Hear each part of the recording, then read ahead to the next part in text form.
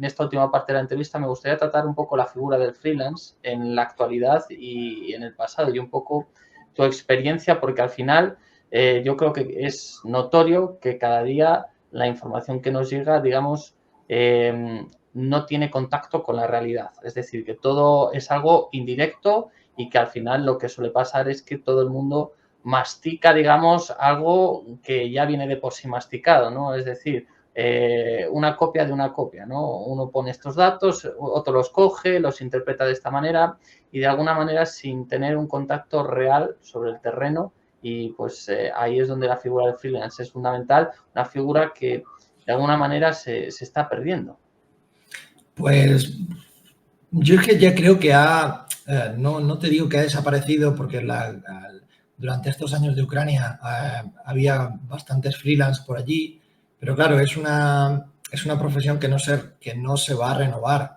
Yo ya no voy a zonas de conflicto de manera directa, perdón, porque no es financiable ni a nivel personal, ni a nivel económico, nada. Entonces, para analizar un conflicto, para tener una información veraz de un conflicto, necesitas muchas capas de información, necesitas un análisis grande de lo que pasa desde fuera, porque tú cuando estás en la trinchera, tú sabes lo que pasa en tu trinchera, eso lo tienes muy claro, pero no sabes lo que está pasando a 30 kilómetros más para allá. Entonces, bueno, puedes tener internet, pero si no tienes internet, no te enteras. Entonces, tú de tu trinchera, entonces necesitas ese apoyo de la redacción, necesitas ese apoyo de alguien de fuera. Yo siempre lo comentaba con Yago, o sea, lo suyo es tener un equipo fuera con los radares que te dé el mapa general, pero tú saber qué está pasando. Además, pues desde aquí no puedes tener sensibilidad no solamente de si lo que ocurre es real o no, sino sensaciones con la población, empatía con la gente, el nivel de motivación de los soldados. Hay cosas que si no puedes mascar, es decir, cuando hablamos de si unas tropas avanzan o no avanzan, porque 2 kilómetros es mucho o poco, claro, el freelance en el terreno te va a decir, pero ¿cómo van a ser 2 kilómetros poco con este barro, con este frío, que yo no puedo utilizar la cámara, que los dedos se me congelan, que yo no dormí anoche, que me cagué de miedo, que el chaleco se me rompe, que el casco... O sea, hay tantísimas intríngulis que luego eso no pillan los análisis, es decir, el tiempo que equivale, pues es que han llegado la gente nueva, bueno, cuánta formación ha tenido ese personal militar, bueno, todas esas cosas que tú puedes ver en el terreno, si no tienes a alguien en el terreno, nada. ¿Qué le ocurre? Necesitas tiempo y una carrera profesional para poder crear una credibilidad y que cuando tú cuentes algo sobre el terreno, se crea en tu palabra.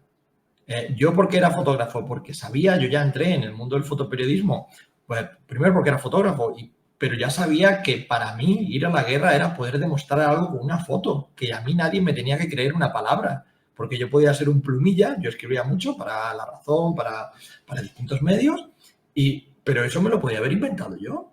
Yo podía haber dicho, Juanito me dijo que él, o Dimitri me dijo tal, pero no, como yo sabía que podía haber gente que decía, bueno, ¿y tú quién eres? ¿Pasolas? Yo decía, no, es que esta es la foto. Mira, esto era en este día, la cámara te dice la fecha, la hora, yo estaba en ese sitio, ese tío estaba allí. Bueno, darte una imagen era rubricar más la verdad, ¿no? O sea, ni una cosa ni otra. Además, en fotoperiodismo no podemos sobreeditar las imágenes, se hacen ajustes muy básicos. Digamos que sale la foto plana, limpia. No plana, perdón, sino sin editar. No puede haber Photoshop, ni una edición excesiva, ni nada por el estilo, ni recortes que hagan que tergiversen un poco la realidad, ¿no? Que haya 15 periodistas y que recortes mucho y que nada más que parezca que estás soldado solo. Esas cosas no funcionan. Las salidas de prensa te lo cortan. Cuanto más información hubo digital, más difícil era trabajar sobre el terreno, porque escribías un artículo en Ucrania en 2014 y tenías 14 trolls desinformando sobre el mismo artículo, ¿no? Nunca ha habido, desde que yo he llegado a la profesión, nunca ha habido interés por financiar el periodismo sobre el terreno. Al final, las televisiones eran las únicas que pagaban y luego también esa inmediatez de los medios pues te hacía que, por ejemplo, 5 periodistas en Ucrania, en el este de Ucrania, cubrían todos los medios nacionales. Por la mañana se hacía radio, a mediodía en televisión, directo y por la tarde periódico. 15 por 3, 15 medios. Grandes cadenas, grandes periódicos, grandes radios. Ya lo tienes. Pero ese freelance, ¿por qué tenía que trabajar para radio, televisión y periódico? Pues porque entre los 3 sacaba un sueldillo, saldaba un sueldillo, ¿no? Y infelizmente la guerra económicamente pues no compensaba, no te daba para hacer el trabajo y no te daba el tiempo, porque ¿qué decías? Pues dame las fuentes, dame el trabajo, te pago muy poco y encima pagarte poco, estamos hablando baremos entre 30 y 60 euros por un artículo en zona de guerra, ¿no? Entonces, o 60 euros por una foto, ya depende, si trabajabas para agencia podían ser 350, 150, depende del medio, depende extranjero, nacional, la batalla. Esos precios están publicados en redes porque todos los freelancers antes o después los han pataleado, hemos pataleado por las condiciones, sobre todo cuando mi generación también ha pasado por, bueno, pues por todo lo peor del Estado Islámico en Siria, los secuestros, etcétera, etcétera. Cuando las agencias ya no querían contratar freelance porque no querían incentivar a que nadie fuera a una zona de conflicto, eso es algo normal, pero también es algo para mirarse cuando sí se le compraba material a periodistas locales, que al final luego son los que no se valoran. El periodismo internacional no es nada si no tienes un fixer, no es nada si no tienes un periodista local, alguien local que te ayuda en tu trabajo, que tienes que contratar, pagar. En realidad es el eslabón más débil de tu seguridad, poder confiar en esa persona. Y vanagloriar el periodismo internacional, pero denostar el periodismo local es no conocer el periodismo. ¿Por qué? Porque sin alguien que te solucione, que te ayude, que sepa cómo funciona el terreno, pues no puede haber periodismo internacional, ¿no? Y poco a poco se ha ido perdiendo la profesión, no queda, yo diría que queda un viejo lobo por ahí dando guerra, el único, y el resto, bueno, aparecemos a veces como paracaidistas, un mes aquí, 2 semanas allí y tal, pero no es forma, no es la misma forma de vida, la misma forma de trabajo. Eso además que dices es algo muy interesante, porque yo desde mi generación veo que, claro, la gente cuando piensa en un freelance no piensa en el tiempo que estás en el sitio. Es decir, hoy en día mucha gente, digamos que su forma de informar, su forma de transmitir periodismo es me voy 2 semanas, yo qué sé, a la República Democrática del Congo con mi cámara y grabo mi viaje en República Democrática del Congo. Pues estoy con un grupo, luego me meto, digamos, en la sabana, luego me voy a, yo qué sé, a las explotaciones mineras, tal, voy con un guía, ¿no? Y me grabo y digo, pues esto es lo que pasa en el Congo, ¿no? Y ya está, 14 días lo subo a YouTube y me lo edita alguien y listo, ¿no? Y realmente esto no es periodismo. Es parte de la cultura visual y de la cultura informativa que vamos adquiriendo, de la inmediatez. Es decir, pues eso lo que hay que hacer es, por ejemplo, yo intento pedir 3 fuentes para el mismo dato. Por eso yo tardo mucho en currar. Yo tardo mucho. Es decir, ¿por qué? Porque si me dicen una cosa, tengo que pillarla por 3 lados diferentes para saber que no me están mintiendo. Es decir, a veces los periodistas también somos un tonto útil, ¿no? Pues si te dicen una cosa, a mí también me han llevado a muchos viajes y me han dicho, esto es así. Y digo, ya está, yo doy un salto de fe por ti, ¿no? Yo no puedo dar un salto de fe, yo necesito cotejarlo, ¿no? Obviamente, eso es mucho más factible en sitios en los que no tenemos nada de información. Por ejemplo, de África no se reporta absolutamente nada y el terreno es muy complicado, es muy caro, de los continentes más caros para reportear y además del que menos, por ejemplo, menos interés suscita en España, ¿no?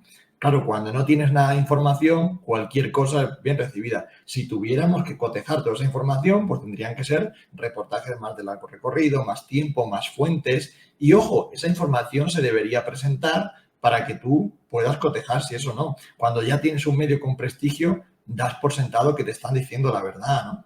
¿Qué es lo que pasa? Un medio más joven tendrá que presentar más para hacer esa imagen de marca. Pero tampoco hay muchas, estas reglas escritas en la profesión han ido cambiando conforme han entrado, bueno, se han ido precarizando el sector, pues ahora el fotógrafo hace de pluma, de fotografía. Yo hacía la foto, yo hacía el vídeo, yo hacía el texto, o sea, donde antes había un equipo de 5 personas, ahora hay una. Lo mismo ha pasado con la prensa, con los diarios, ya no hay jefes de gráfico que dicen qué imagen puede tener mejor impacto, que ayudan al fotógrafo a la selección del material. Todo eso se ha ido perdiendo y se ha ido precarizando. Y tenemos el periodismo que hemos buscado. Yo le echaría la culpa a los medios, pero también le echaría la culpa al público, El público se ha acostumbrado a una información de Reels, a una información de TikTok de 60 segundos, 12 segundos, y esa es la información que va a tener. Hasta que no quiera pagar por otra información mejor, no va a tener otra. Pero es natural, porque al medio tampoco le va a salir rentable. Entonces, es una pescadilla que se muerde la cola y no van a quedar freelance. Obviamente ahora lo que se estila mucho más es la empatía con un personaje. Siempre ha existido, siempre has tenido periodistas estrella, pero tú ahora conoces las historias por cómo le va al personaje que te gusta, no por las historias que te está contando. Es decir, ahora el periodismo se cuenta como te cuento lo que pasa en mi viaje o cómo me está yendo a mí en la guerra de Ucrania. No. Se supone que yo no tendría que saber ni quién eres tú, ni quién es tu cara. Cuéntame qué está pasando en Ucrania y ya está, pero en realidad no debería casi ni conocerte. Firmas el artículo y listo. Claro, después de una carrera profesional, periodistas de televisión se han hecho una figura, ¿no? Pero tú en teoría tienes que contar la noticia. No tienes que crear la noticia o contarte cómo te ha ido a ti en la noticia. ¿Me explico la diferencia? Es decir, yo cuento lo que pasó en Ucrania del Este, no cómo me pasó a mí en Ucrania del Este. ¿Qué me pasó? Bueno, pues fíjate, yo nunca publiqué eso en prensa, yo publiqué un libro para meter los 3 estratos de información. Es decir, está aquí, en Borders. En Borders lo que había, lo que hay, son lo que yo no pude contar en los medios, porque los medios siempre te piden historias de color, el titular de qué ha hecho el general o cuál es la avanzadilla, cuál es el ataque, lo político, pero hay mucha parte humana o mucha parte que no, de la trastienda de la guerra que no se cuenta y que es importante, ¿no? Y luego también tienes la profesión, que la metí ahí, y un poco cómo va cambiando el periodista, la persona a lo largo de cubrir conflictos por distintas partes del planeta, ¿no? Pero claro, tuve que sacar un libro para contar esa trastienda de la guerra, que la gente no entiende que la guerra también es un negocio, para los medios incluido, ¿no? Y hay una trastienda que no vemos, es decir, no ha entrado ni un solo periodista a Gaza, ni uno. El ejército israelí no ha dejado entrar a nadie.